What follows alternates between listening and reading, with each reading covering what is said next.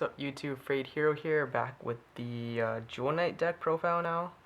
After finishing that Narukami deck profile for Brawlers. Starter Tiffany, I like Tiffany the best. She's the most versatile, and you know, if you're playing against a Master Tire deck, you can shove her into Soul and just use her skill early game. Very standard trigger lineup, all Jewel Knight names of course.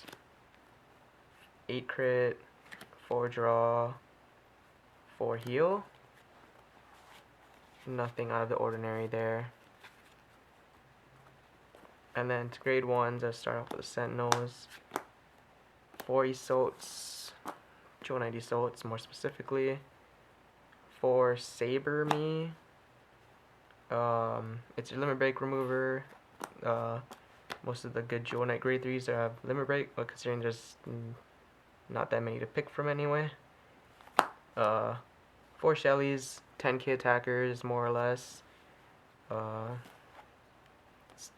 there is really to say to that. You could probably cut it down for more of, I don't remember your correct name. I call you either Bryanak or Symbol Me, even though it's not a cat. I don't know why.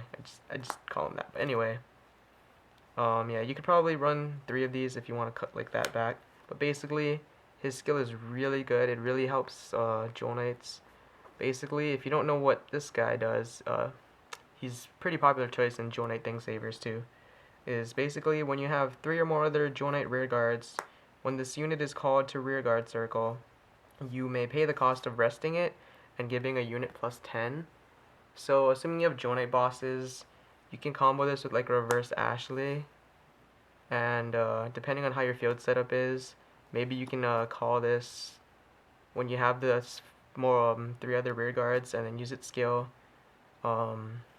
Boost something, maybe like the 12k attack or the Vanguard, and lock this, and then you'll have standing columns, and you won't feel as wasted because you can give a plus 10 to make it like the rear guard had a boost or something and stuff like that. It's kind of nice. And also combos with your strides if you want to make a bigger Saint Blow or something. You got a lot of options with this card. It's really great. And then moving on to grade 2s, you have 4 Sword Me, one of the most broken cards in the entire game right now. Counterblast 1 Jewel Knight, call a grade 1 Jewel Knight, or grade 1 or lower Jewel Knight from your deck. It's just really good for a very cheap cost. And since this is a Jewel Knight deck, you'll never have issues running into a non-Jewel Knight name. And then we're running 4 Tracies, basically your pseudo 12k attackers. It's just an overall good card. It combos with the Symbol Me, as I call it, because you can have this behind it or something, and then rest it, boost this to become a 22k attacker, which is better than the 19 it would have been. And then to round off the 2s, we're running 3 Tildas. I don't know. Personally, I do like her, especially since all my grade 3s are Jewel Knights in this deck.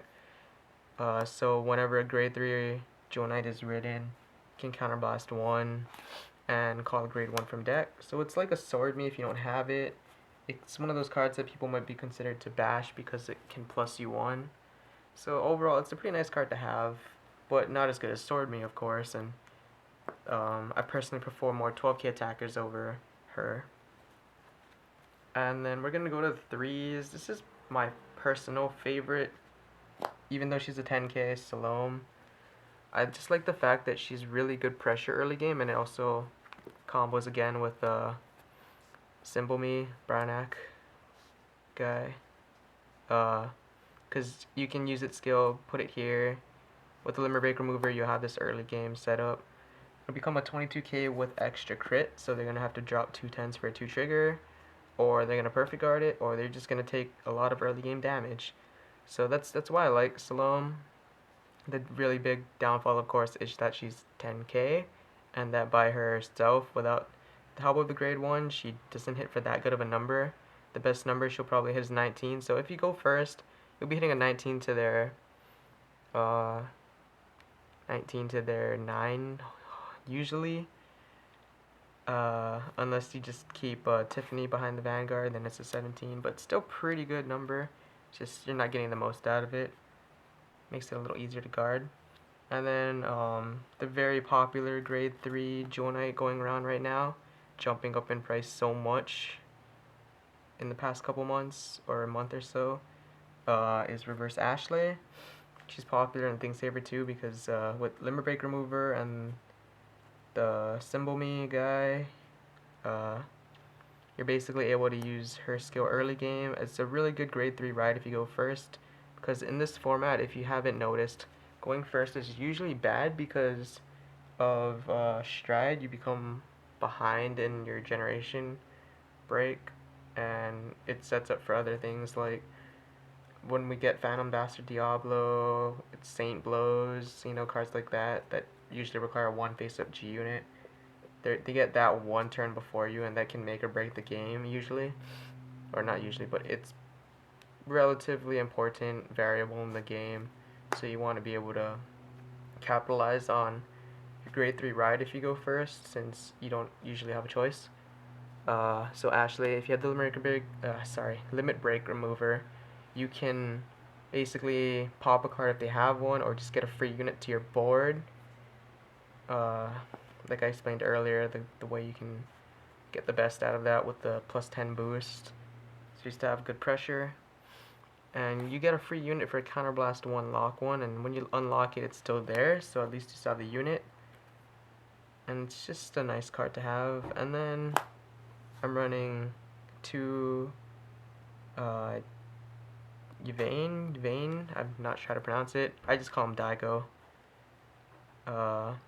He's just there for if you really have to Legion send back triggers to deck thin, or when your deck is thin, and he just has an extra crit. That's kind of all he does. G-Zone.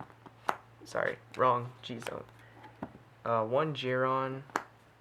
Just good +5. 1 Samuel, extra damage. 1 Blizza. 1 Gobblade. And of course 4 Saint Blow. Nothing too weird out of Royal Paladins, and that's the deck. See you guys.